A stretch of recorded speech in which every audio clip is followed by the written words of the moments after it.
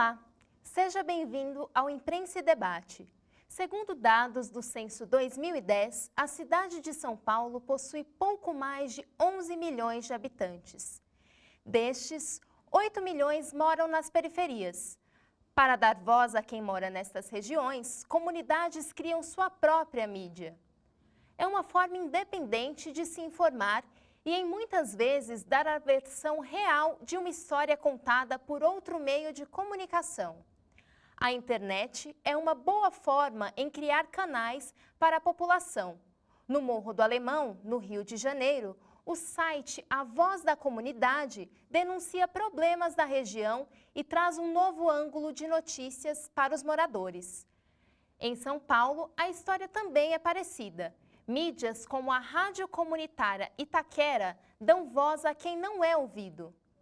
Só no estado de São Paulo existem pouco mais de 500 rádios comunitárias, espalhadas em mais de 600 cidades.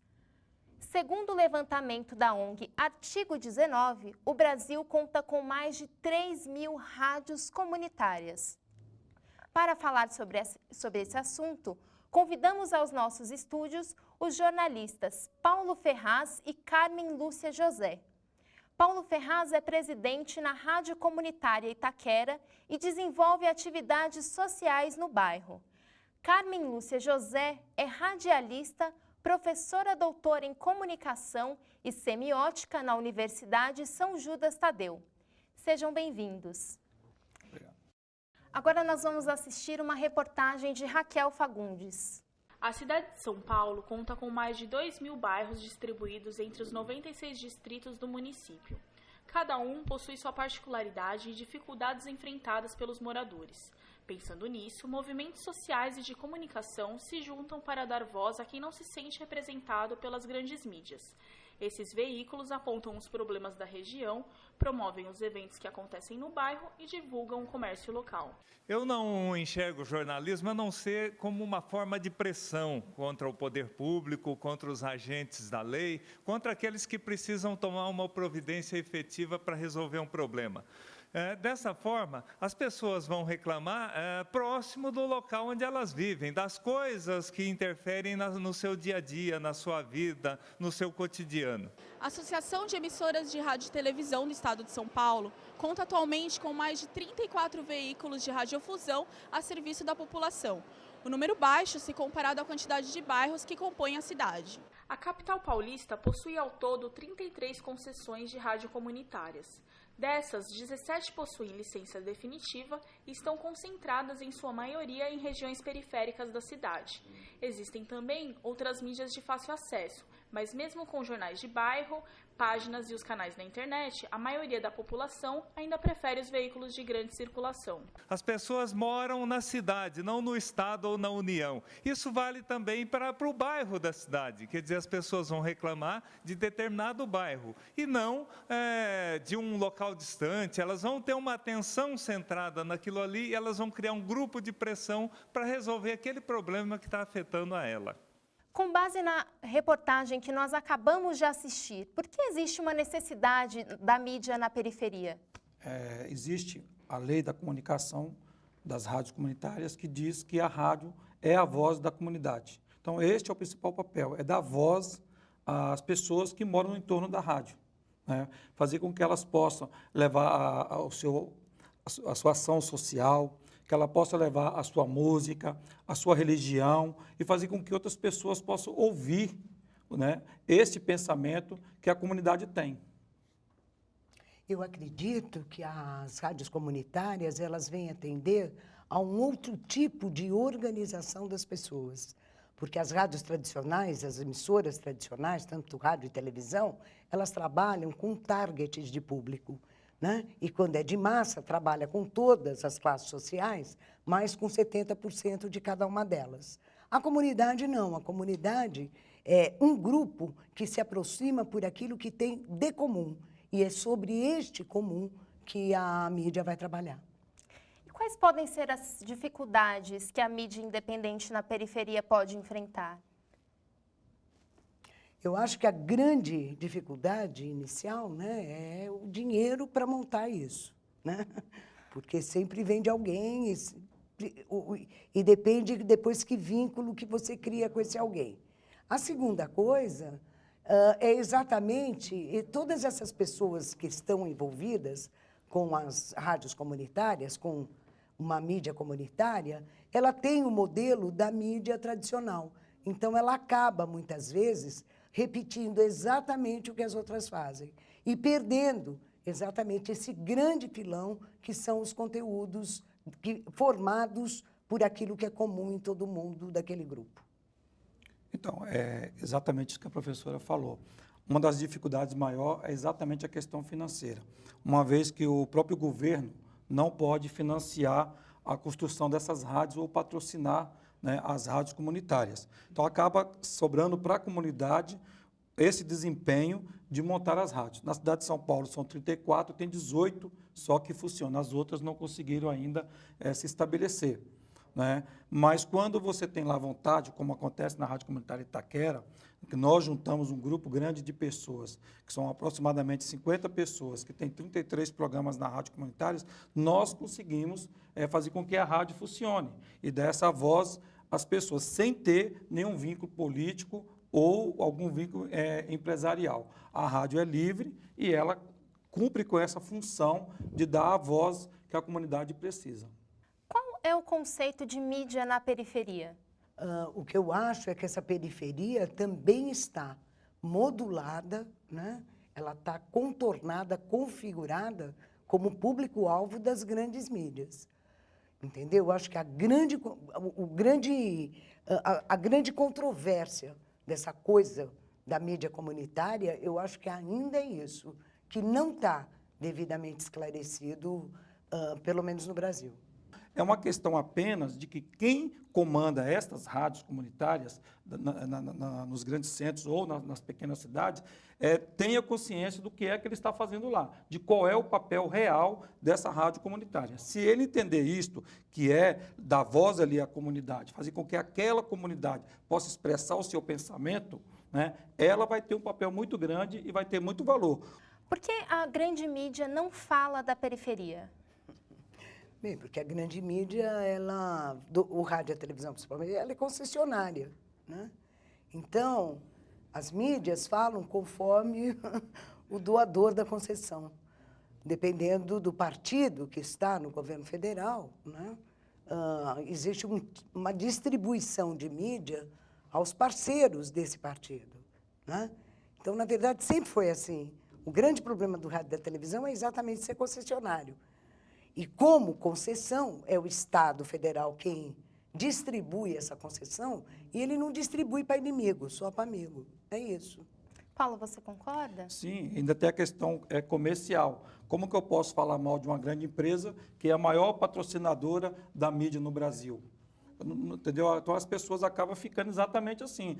Você faz uma pauta, né, numa grande emissora, e o jornalista vai lá e tem que cumprir essa pauta. Indiferente do que ele viu, ele tem que voltar para a emissora e trazer o resultado da pauta que ele levou. Então, acaba ficando difícil, né, de você ter todo esse acesso. Aí envolve a questão da violência, da insegurança, e as pessoas, às vezes, têm medo de ir lá também fazer essas matérias. E fica assim, né, dominado por quem tem o dinheiro e o poder. O jornalismo periférico precisa ser independente? Eu não acredito nada desse independente, né? Tanto é que a nossa independência ou morte foi um quadro pintado por um pintor. Nunca existiu o fato efetivamente. Então, independente nada é. Todo mundo tem um atrelamento. Enquanto não vir um bom negócio ou um bom serviço, nada existe no capitalismo, né? E isso não escapa, a periferia não escapa disso. Outra coisa que tem que ficar claro é que a própria periferia pressiona para participar disso. Então, o que mudou, assim, de modo mais efetivo, de modo mais ágil, foi exatamente isso. A periferia começou a ser consumidora, ganhou o status do pequeno consumo e agora ela quer mais. Então, é por isso que ela passou a ser visibilizada. O primeiro rolê que aconteceu aí como é que chama lá? No shopping center, a grande frase do menino que comandou isso era: é nós. Nós queremos dizer quem somos. Agora, há 10 anos atrás eles não queriam, o jovem que estava na periferia não queria dizer, não tinha nem noção disso. Você só ganha noção quando você começa a participar minimamente das relações de um país, né? E aonde se dá essa relação? No consumo. O resto é ideologia.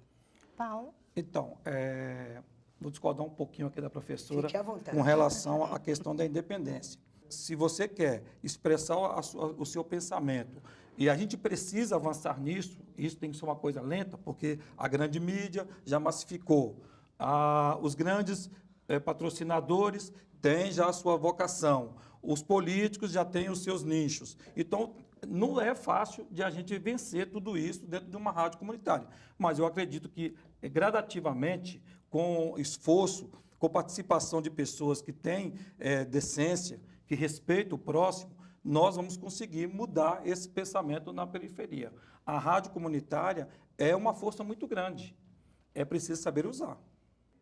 Vamos fechar esse primeiro bloco. O Imprensa e Debate vai para um rápido intervalo. E no próximo bloco, continuaremos a nossa conversa sobre mídia na periferia e a luta pela informação. Voltamos já.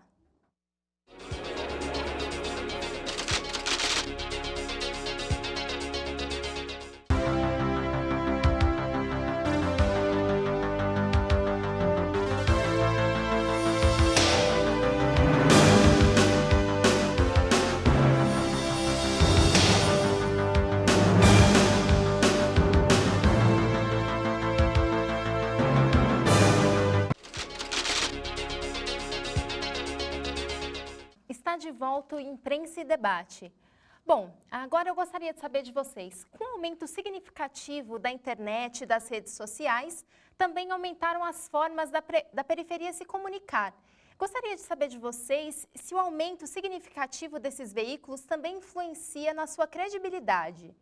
Eu acho que tudo isso, né, nós estamos vivendo pela primeira vez. Então, tem um monte de coisa que a gente não sabe muito bem aonde vai dar, né?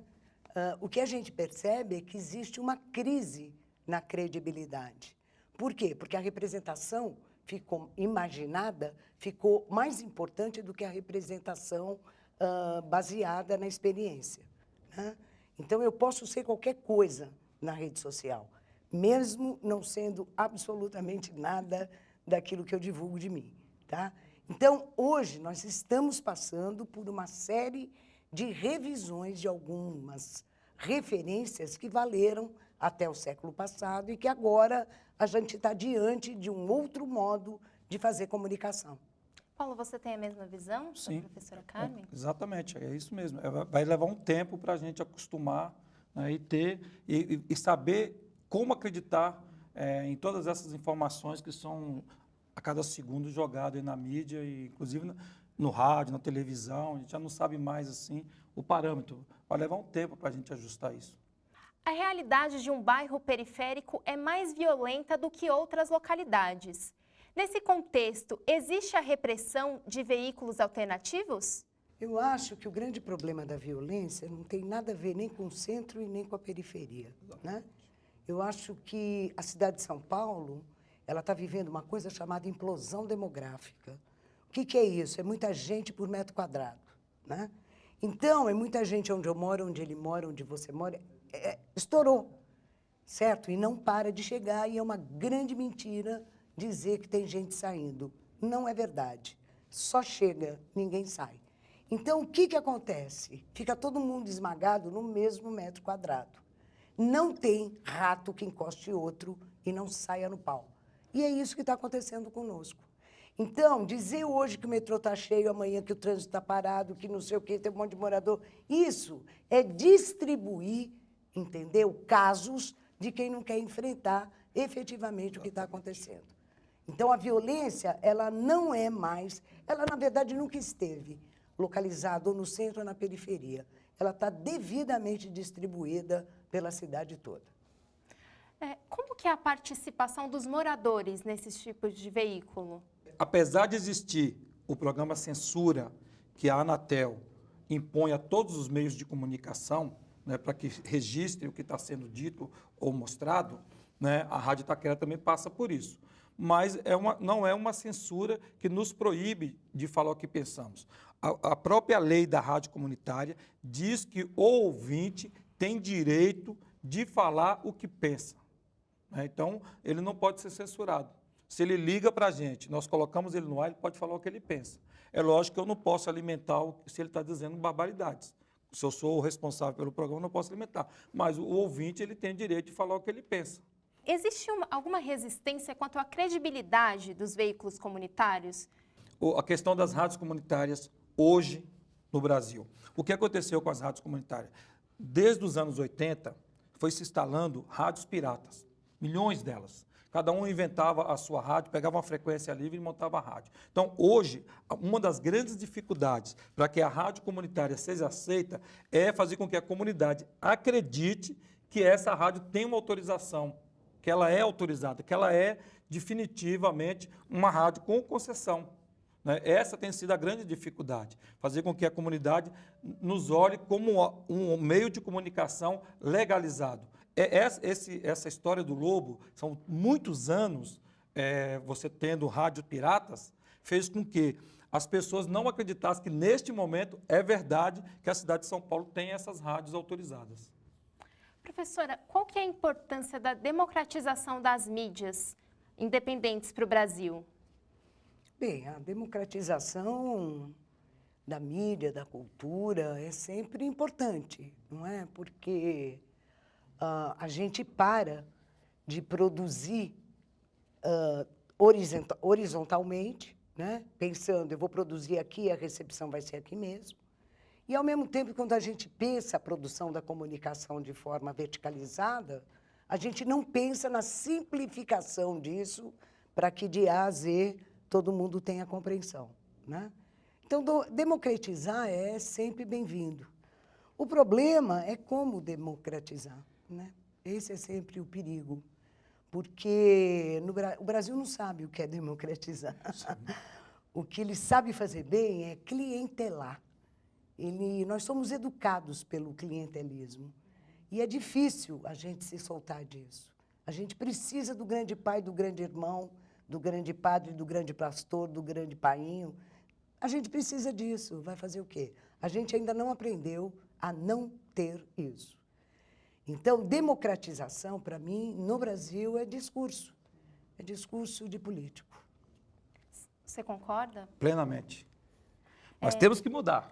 Nós temos que mudar. É trabalhando aqui e dali, é a professora aqui na sala de aula fazendo com que vocês entendam isso e vocês amanhã, sentados lá, possam romper de alguma forma a pauta, nós lá na periferia com o jornal, com as rádios, fazer com que as pessoas vão mudando um pouco esse pensamento. Isso vai levar tempo, mas é possível.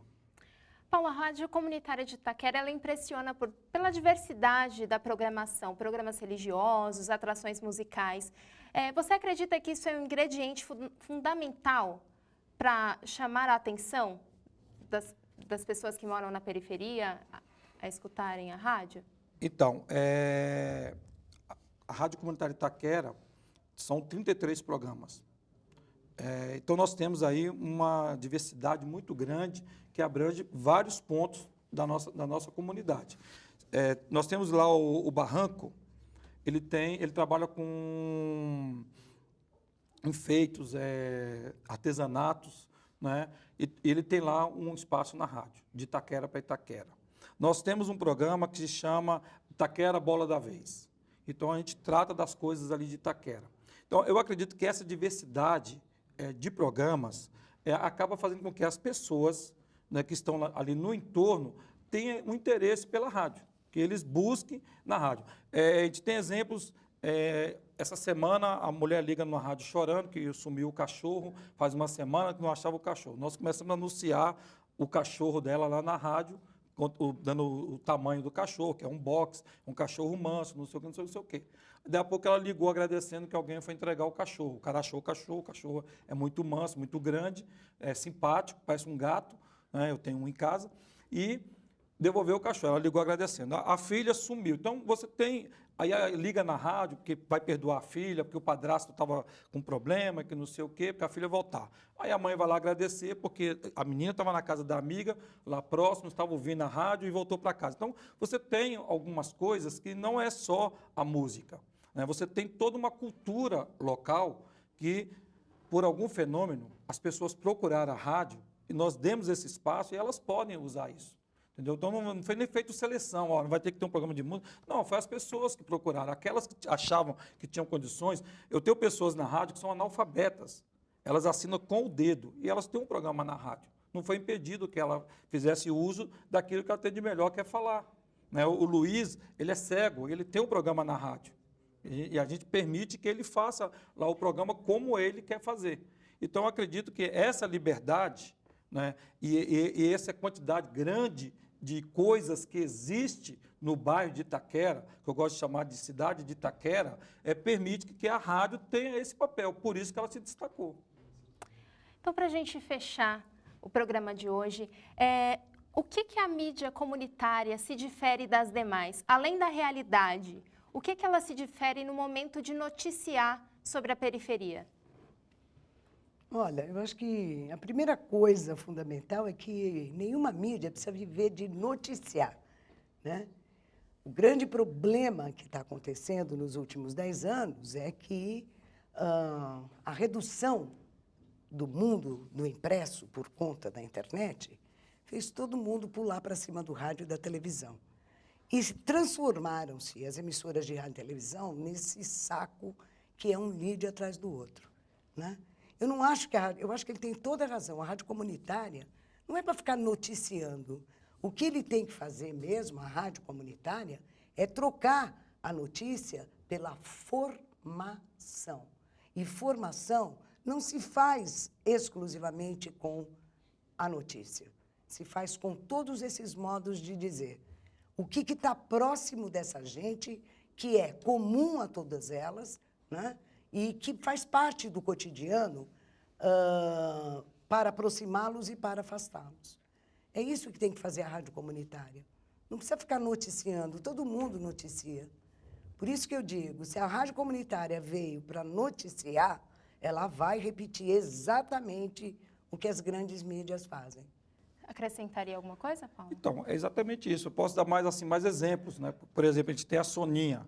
Você ouve a rádio, ela te passa uma receita, você faz o bolo, o pão, o biscoito, coloca lá na página de relacionamento, os outros vão ver se o seu bolo ficou igual ao bolo do outro. Entendeu? É exatamente isso que a professora está dizendo. Nós temos que ir lá para o nosso lugar, fazer as nossas coisas, né? Se a gente vai dar a notícia, é o cachorro que sumiu, a criança que desapareceu, o buraco na rua, mas não é isso que é o pano de fundo da existência da rádio comunitária. É permitir que as pessoas expressem das suas formas. Nós temos um cidadão em Itaquera que escreve um jornal à mão há 24 anos, completou 24 anos hoje, e ele tem um espaço na Rádio Comunitária Itaquera. Então, ele vai lá e lê aquelas notícias que ele escreveu à mão lá naquele jornal, coisa que ele viu durante o dia, não sei o que. Então, ele gasta aqueles 27 minutos, né, falando dessas matérias. Mas isso é pequeno do tamanho de 24 horas que tem a grade comunitária. Mas soma. Soma com a Soninha do bolo, soma com o Léo, que desafia você a pedir qualquer música, soma com o cara que leva o presidente da associação local, soma com o Sebrae, que dá as suas informações, ensina a nossa comunidade como melhorar suas lojas, melhorar suas coisas para receber o turista que vai vir pós-Copa. Então, é essa somatória que vai fazer com que a rádio comunitária, de qualquer lugar do Brasil, tenha o seu valor. Paulo, Carmen, muito obrigada pela participação de vocês hoje. Obrigada pelo convite. Obrigado, sempre à disposição. No Imprensa e Debate de hoje, conversamos com Paulo Ferraz, presidente da Rádio Comunitária Itaquera, e a professora doutora Carmen Lúcia José. O Imprensa e Debate fica por aqui. Até a próxima.